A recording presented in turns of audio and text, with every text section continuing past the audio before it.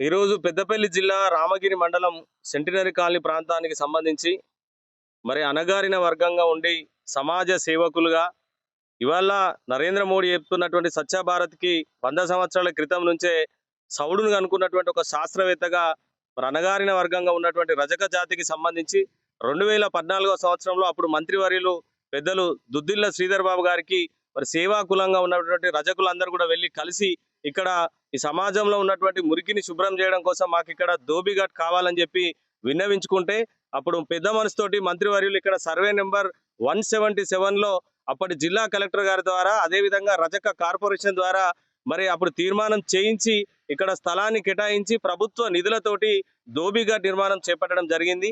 నిన్నటికి నిన్న మా ఆత్మగౌరవాన్ని దెబ్బతీసే విధంగా మా యొక్క సెంటిమెంట్ని దెబ్బతీసే విధంగా ఒక గుడిని ఇవాళ మా గుండెల్లో గుణపం తిప్పిందిలాగా అక్కడ ఏదైతే రజకుల కులదైవమైనటువంటి మడేలేశ్వర స్వామి గుడి ప్రాంగణాన్ని మొత్తం కూడా రాత్రికి దొంగల్లాగా వచ్చి చదును చేసి దాని మొత్తం కూడా మళ్ళీ భూ కబ్జాదారులు దురాక్రమంగా ఇవాళ ఆక్రమించేటువంటి ప్రయత్నం చేస్తే మరి చైతన్యవంతులు చాకలి ఐలమ్మ వారసులుగా ఇక్కడ స్థానికంగా ఉన్నటువంటి నాయకులందరూ కూడా పెద్ద ఎత్తున నిన్న తిరగబడి అక్కడికి వచ్చినటువంటి జేసీబీని పట్టుకొని వెంటనే పోలీస్ శాఖ వారికి ఫిర్యాదు చేస్తే మేము కూడా ఫోన్లో రాజన్న కావచ్చు నేను కావచ్చు మంత్రి గారి దృష్టికి తీసుకువెళ్తే వెంటనే సార్ కూడా స్పందించి ఏసీబీ గారికి పోలీస్ శాఖ వారికి రెవెన్యూ శాఖ వారికి కూడా ఆదేశాలు ఇవ్వడం జరిగింది.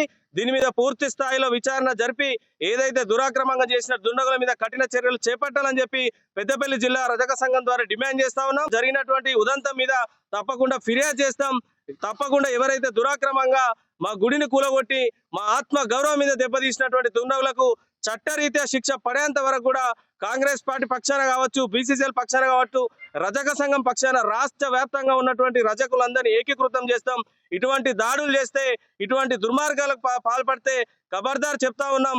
చాకలి ఐలమ్మ వారసులుగా తిరగబడతాం, బరిగీసి కొట్లాడతామని చెప్పి హెచ్చరిస్తా ఉన్నాం. ఈ రోజు ఏదైతే రామగిరి పోలీస్ స్టేషన్ కు మా రజక సంఘం ఆధ్వర్యంలో ఏదైతే మా ఆత్మ గౌరవానికి ప్రతీకగా ఉన్న మడల్లేశ్వర స్వామి దేవాలయాన్ని అదే విధంగా అక్కడ ఉన్న దోబిఘాటును కూల్చివేసిన ఘటనలో రామగిరి పోలీస్ స్టేషన్ కు రావడం జరిగింది.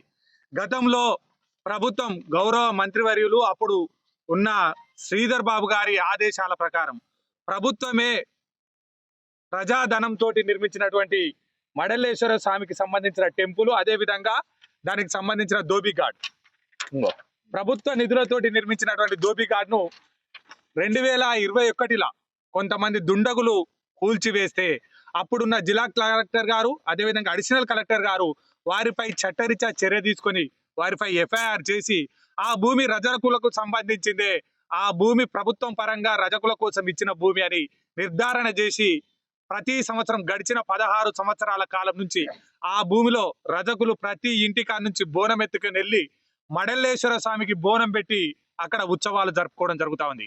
కానీ నిన్న రాత్రికి రాత్రి కొంతమంది దుండగులు బుల్డోజర్లను పట్టుకెళ్లి ఆ రజక సంఘానికి సంబంధించిన దోబిఘాటును అదేవిధంగా మడల్లేశ్వర స్వామి గుడిని తొలగించి ప్లాట్లలో వారు నివాస స్థలం ఏర్పరచుకునే సమయంలో అక్కడున్న రజక సోదరులందరూ అడ్డగించి రాత్రి పోలీస్ స్టేషన్ కు రావడం జరిగింది.